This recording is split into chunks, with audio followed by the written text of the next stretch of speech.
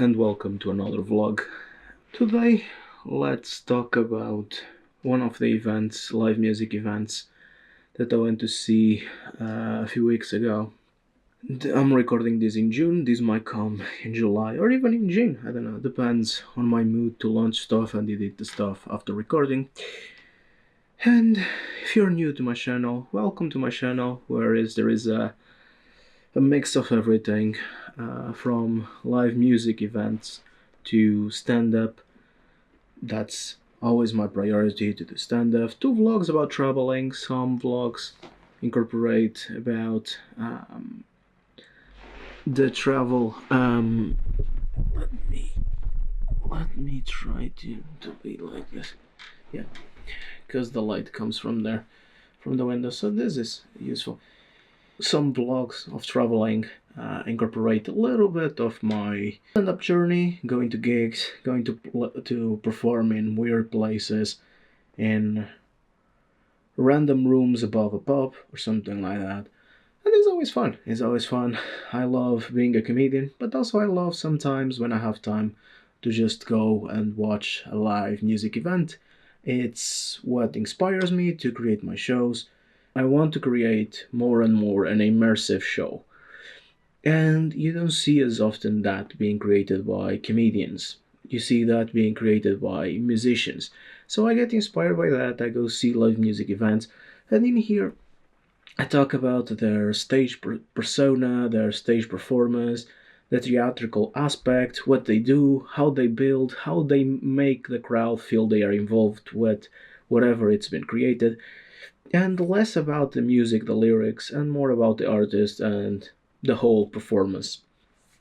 These videos don't have the original sound because of copyright issues and the way that YouTube performs, so I always put like a non-copyright music, lately more from like the YouTube library, straight from the YouTube library. I'm not even searching anymore for platforms that have non-copyright music, just YouTube platform, the library that is included there, and I just take one sound from there, I insert it here, I put the videos that I take from the phone on those live music events, and I just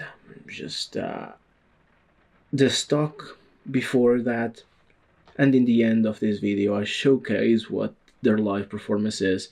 My phone is not the best, but it gives you an idea of the artist, and then if you want to search them up according to the genre that is on the description, you can search them up separately and go listen to them and find if they are worth of your money and of you going to pay to see them. I don't know. That's always the idea. It's just like putting a little bit of their live performance, and then if you're curious, you go search their music, you go search if you enjoy it, and maybe you go to a live event of them and you amuse yourself. I don't know. So one of the artists that I want, or the artist that I want to talk today, is Cobrah. She's an artist more regarding like, her style is more electronic slash pop slash burlesque style. That's why the title in this video. It's an interesting genre. It's never been a thing that before this or prior to this I had the intention of just going. But because I start listening to this once in a while, as well with like Brazilian music, I start gaining a little bit of taste for that, and I'm just like, it's not metal, sure, but why not going to an event like that, seeing what is like, how it differs from a metal event, the stuff that you normally go.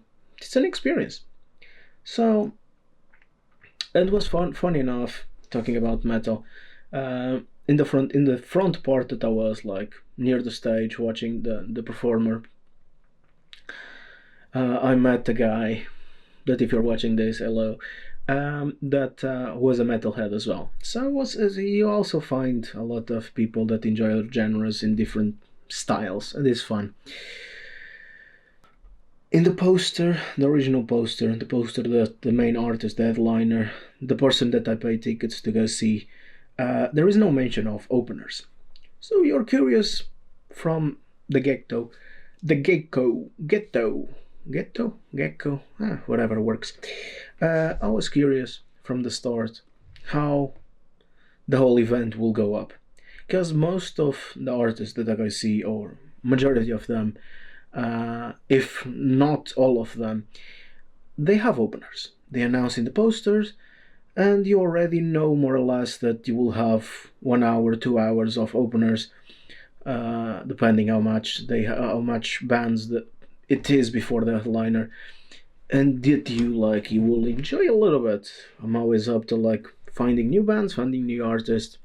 So this one didn't have structure lined up in the poster. So they're like, are they gonna do the full show, or how this gonna work? This is fascinated by that. So I get to the venue, long queue, waiting to enter. You enter. First thing, going to the toilet, take a piss. So that way, you take the weight for the whole show. Because during the show, even if I drink water or something, I'm not going to the toilet, because if I go and I'm going to shows alone, I lose my spot in the front row. Because it's standing places, most of these gigs, the tickets I get is for the standing area. And if you go somewhere and then come, you already lost your place. That's about it. So I'm not trusting going somewhere just to the toilet and then come back, and then I don't have the same place. So I go to the toilet initially and then straight to the front, whatever it's still available. And most of the times in some places you can go to the corners, because people go central, and hey, if you can go central, in the corners you still have a decent vision for the stage, and you can enjoy more or less.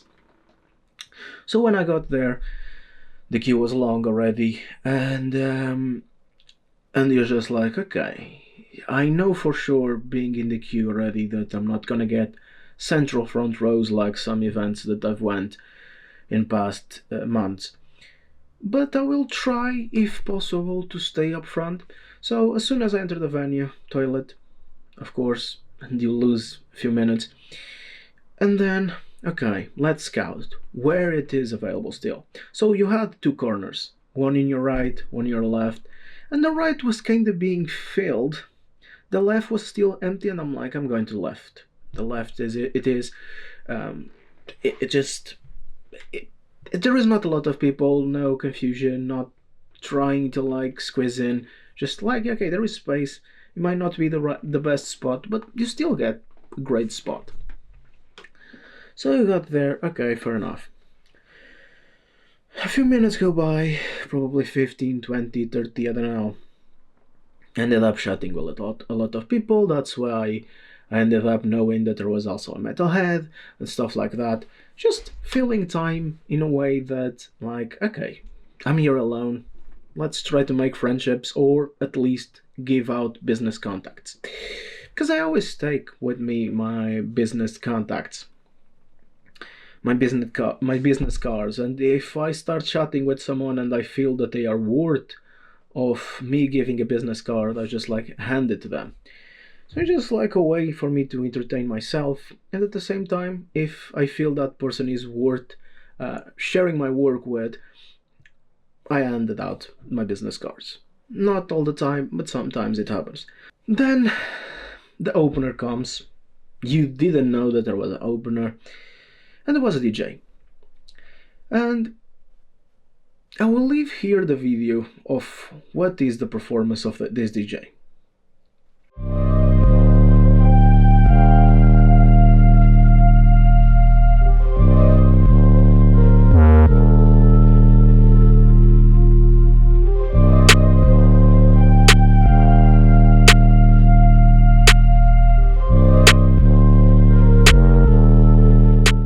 Now that you've seen a little bit of what is the visual of this DJ, minimal space on the stage, and that is important for the next context forward in this video. And this DJ went for at least 1 hour. You kinda get it, you kinda understand that okay, it's important, it's useful, fair enough. But then you're thinking and you're like, dude, mate, this was a very bad structure. Because people paid to see that liner, there is no mention of an opener.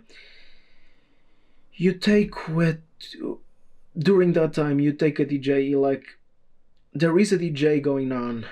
With music, it's not bad, it's not good either, but it's okay. And you take it for like 1 hour straight or almost 2 hours, I don't know, I didn't count, but I think was like, let's be nice and say that was 1 hour. I think was more, but I lost count of the time. So around that, and you're just like thinking, okay, this would be good for 20 minutes, 30 minutes maximum. This long, it got people exhausted, it got people drained already. And then you have that liner. This was just poorly structured. This event was just poorly structured, truly. So then the DJ ends. Fair enough. Finally, after this long, nothing against the DJ, just too long. You're not warned that there is an opener, and then you get a DJ for 1 hour, man. That's insane. Nothing against the DJ, he did a great work, or her did a great work, I don't know. They had a mask on. I have no idea if she was a she was a them, she was whatever they identify as. I don't care. Whatever they were, or they identify as, they did a good job, but you're not warned for it, so you're just like, you get tired, you get bored. I'm like, I'm here to see the main artist. I don't care for what you do. Sorry. It takes another 30 minutes, 40 minutes for that liner to come, and this is like, mate, again, who organizes this? Fuck them, truly, fuck them, because that was poorly organized. That was just not well structured. And it's just like, the DJ is taking not loads of space on the stage. You could prepare whatever it's needed, the technical aspects, behind the DJ, because there is a huge curtain, and you could prepare the stuff behind the stage of what is needed already. You wouldn't need 40 minutes after the DJ is gone. Just saying. Maybe 10. But 40 minutes before the DJ, after the DJ is gone, I think it's wild, and there's a little bit of a disrespect for the crowd that paid money to see you. So it took a long time for that liner to come, and you're thinking like, Jesus Christ, this is just really bad organizing. This is just, it just doesn't have the notion of like how a show should be built. It's just like, come on, this, come on, people, this is not okay. This is just, you're losing people that even if they enjoy the show, I don't think most people will come to see that live show again. Because I feel that maybe 10% will come again, but the 90% enjoyed but was one-off experience. And that's not how you maintain in this business, in this entertainment business. You need to make sure that people come and want to come again and want to come again, and that's how you build longevity. But hey, who am I to say, right? So okay, that liner comes on. You start seeing, okay, burlesque performer, dancers, and you can see by the videos that will come onwards here. And they're just like, okay, yeah, I kinda get it, it's interesting, it's sort of a burlesque manner of introducing yourself. Then you start noticing a few things that is just like, okay, this seems more like a TikTok video or something for social media than an actual performance. Because you're selling yourself as a singer, as a musician, and most of the set is playing in the background by another DJ, and occasionally you sing some lyrics. But even when you're not singing some lyrics, there is lyrics being sung and played by the background noise, so you're just dancing to the music. And it just felt, for much that the show was good and I enjoy it, but it just felt that was like I was seeing TikTok dances, sincerely. It felt that I was seeing like a more how do I say this without sounding arrogant or offensive to someone. It felt that I was seeing TikTok dances, but to a stream that is just like, it's not a stripper, it's close to a stripper, and it's close to a TikTok dance. So you're not fitting into any genre. You're just creating your own, sure. But come on, as an artist, you feel that either you're singing, either you're dancing, or either you're singing and dancing and not just, okay, yeah, I'm gonna have a backtrack dance and I'm gonna do like I would do for my family in a Christmas party, where there is the karaoke going on and you start dancing and twerking, whatever the fuck it is, and the people are just like, yeah, okay, yeah, fair enough. When do we give the gifts? The children are tired and we're just tired as well. Tomorrow there is work. That's what I felt. I don't know. It's just, again, it was entertaining. I'm not gonna say that was not entertaining. It was entertaining, but, and no offense again, but it's just like, I don't know. I'm so used to metal gigs, which is, they are not expensive, most of them, and they put a great show. They know how to play an instrument, they know how to sing, they know how to scream. And then you go see pop genre or these more commercial stuff, or even if it's not commercial, but it can be more commercial than like hardcore metal band. And then you're just like, I don't know, this is not for me, this is just weird. This is just like, I don't know. I don't know how to categorize this. This is, you don't have anyone playing an instrument, it's just random songs in the background and someone lip syncing to it. I don't know. Hey, if people enjoy, great. And if you enjoy that are watching this, great as well. But I don't know, I find it hard to, and this is not a criticism, this is just my opinion. It's worth it what is worth, it's just an opinion, but it's just like I find it hard to understand musicians that don't know how to play an instrument. Because if we're going that route, I'm a musician too. Because I occasionally sing here some shit, but I don't know how to play an instrument.